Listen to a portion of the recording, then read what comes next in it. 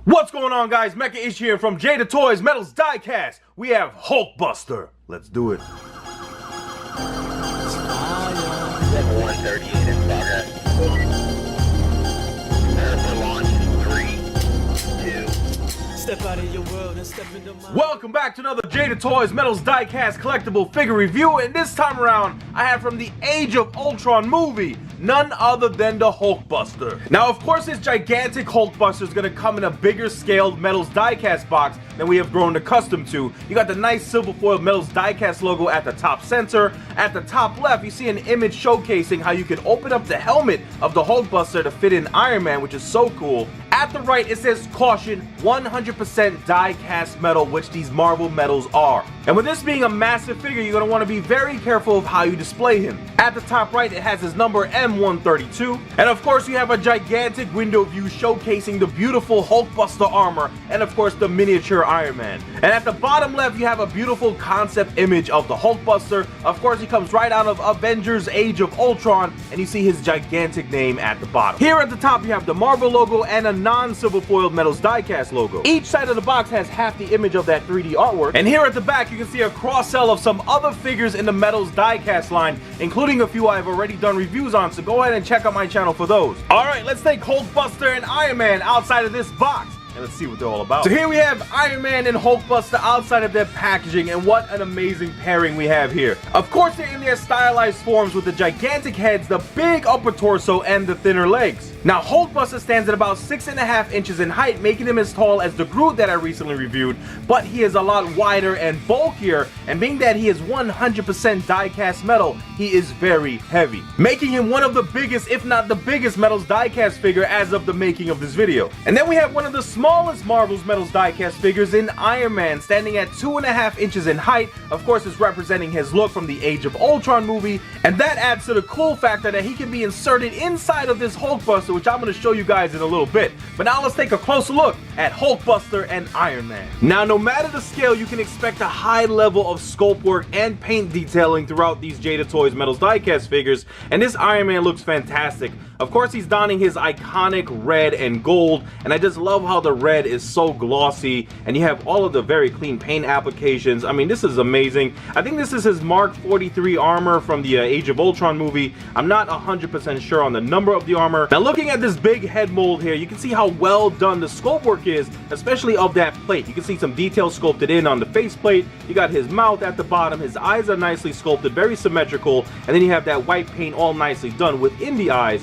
And then I just love the separation of the paint between the gold of his faceplate and then that awesome looking red for the rest of his helmet. I love the red paint that they use throughout the rest of this figure. You can see it's very vibrant and it almost has a marbleized look to it, and of course it has that glossy finish. You have some nice sculpted detailing here by the ears and of course at the back of his helmet. Now, going and looking at his back, again, this is a 2.5 inch figure, but take a look at the sculpt work. Of course, you have his shoulder armor and you have a whole lot of red going on there, but I love the way his upper torso is just so wide, and then he goes on down to his nicely sculpted legs. Of course, you have that nicely detailed sculpt of the chest armor. You got his arc reactor there. I just love the way everything is layered and sculpted so well. You have that flat white nicely done all within that circle, and then you have some great separation of all of the paint applications of the red. You got the gold, and then you have that gray, and you see little touches of gray underneath his shoulder plates there. You got his biceps with that nice shiny gold, and then that just red just pops right off of his figure. Looks amazing. And going down his abdomen, I just love the design of that gold trickling down. I really like the way they sculpted his fist and of course the plate on his forearm, but what I really love about that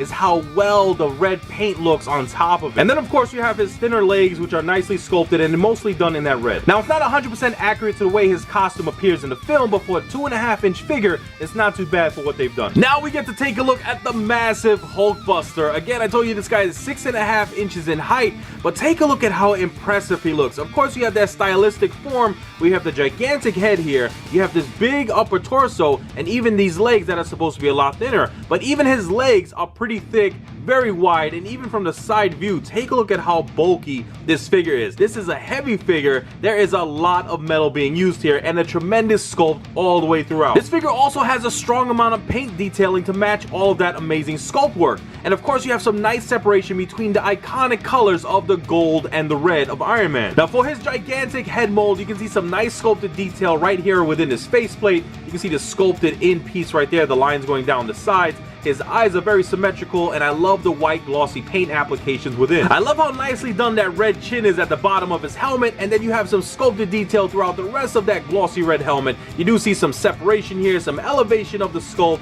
I really like the way it looks. You got some line work going all the way on top of the head and leading towards the back. And speaking of his back, check out the tremendous amount of sculpted work done on this figure. You have that glossy red paint just to match all of that amazing sculpt work. You do have nice separation between the golden areas, especially that big, awesomely detailed area at his center. You do have some touches of gray here at the side by his thrusters, which could have been painted a little bit cleaner. You can see some of that glossy red and the gray don't blend in as well together, but it's not too bad. Now going on down, you do have that angular sculpt, and I do like that elevated area sculpted in there to separate the upper part of his torso with the lower portion. And check out all the detail with the line works. Very true to the way he appeared in the movie, of course, in this stylized look. Then you have these golden areas flanking out underneath his ribs that lead up towards the front. Check out that beautifully done chest piece here. You do have a lot more of that nice angular sculpted detail, but I love how smooth that red paint looks across his chest. And then we have the center of his armor, which is the arc reactor, which is nicely done. I do like the elevation there and the sculpted work with that gray area. But then we have that circular piece and the white, which appears to be a sticker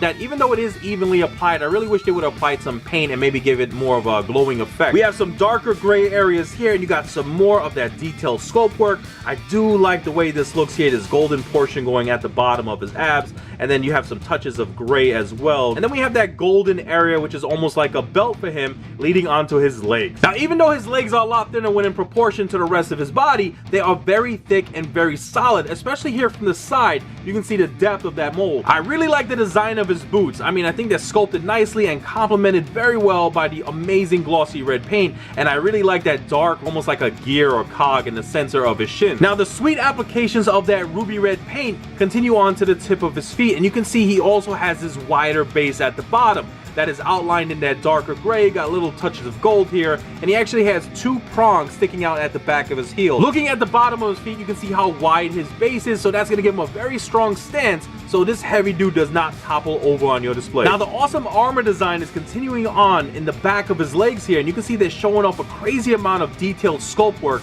It's all done in that glossy ruby red, but we do have some touches of gold to break up all of that. Now, going back up to the top real quick, you can see he has these amazingly sculpted shoulder plates. They are so big and so wide, and the way that glossy red is just shining off of it, it makes them seem that much more impressive. Now, the clean paint applications are shown off here by the nice separation of that glossy red. You got the golden line going across his shoulder, and then you have those gray portions by his vents. I like the way the gold band looks across his bicep. You got a little touch of gray down there, and then you have these massive forearms. I am loving the sculpt work of this massive fist, and you also have very good detailing of that sculpt work on the golden forearm guard. Now, there is no articulation with this Hulkbuster, nor is there any with this Iron Man, and that's pretty much on par with a lot of the Marvel's Metals diecast figures. So that leaves for not much playability with these figures. I mean, they are diecast metal figures, and for the Marvel figures, they are 100% diecast metal, so they look like miniature statues, which is awesome. But what I love about this Hulkbuster that they really didn't have to do, they could have given me this Hulkbuster and I would have been so happy with it, but I love that they have this added feature that the helmet can raise on up. You see the cockpit right in there, all done in that gray, nicely sculpted. Now I can insert this miniature Iron Man right inside of that cockpit, and that adds to the fun factor of this figure, adds some variation when displaying him, and also adds to the playability of him. So there you have it, guys, my video review of the Jada Toys Metals Diecast Iron Man and Hulkbuster from the Age of Ultron movie. So excited to have this in the collection, man. And with a gigantic figure like Hulkbuster, the miniature scaled Iron Man, you got the added feature of putting Iron Man into the Hulkbuster. I mean, I just love that Jada Toys is trying new things, and I'm super excited about the growth of this line. Thank you guys so much for hanging out with me. I hope you enjoyed this video. Leave a thumbs up and check out my channel for other reviews I have done. And I have so many cool things coming your way, so make sure you all like, subscribe, comment, and share. You know what to do. Peace.